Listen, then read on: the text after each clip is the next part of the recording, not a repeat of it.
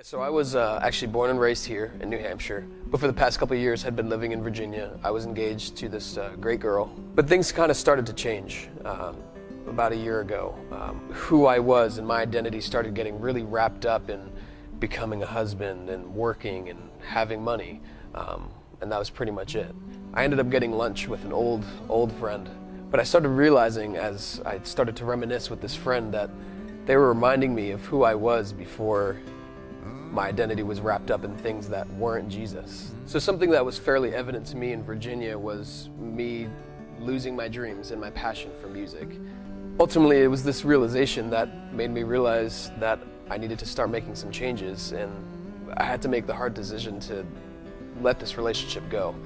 So coming back to New Hampshire, I was fairly nervous, but ultimately I knew that coming back here meant that I needed to start over again, and I needed to find a place where I could be safe and develop my relationship with God and really find out what my dreams were and get back to a place where Christ was my identity.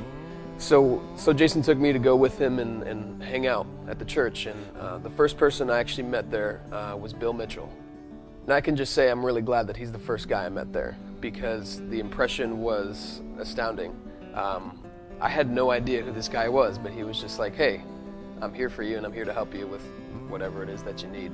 And that was something that immediately drew me in, because that's the heart of Jesus. It says, come as you are. And he showed me who Jesus was just by talking to me and seeing me for who I was. So a couple of weeks ago, I had got a call from Dan King, the worship pastor here, and he had asked me if I wanted to write and perform a rap in the opening song at the Easter service.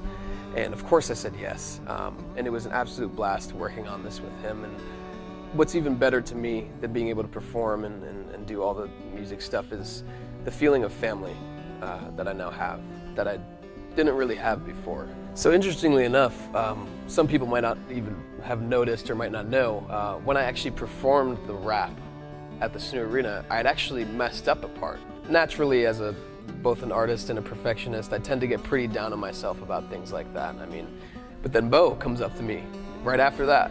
And because here I am, looking at the pastor like, dang, I let the pastor down, like he's trusting me to do this, performance thing for him.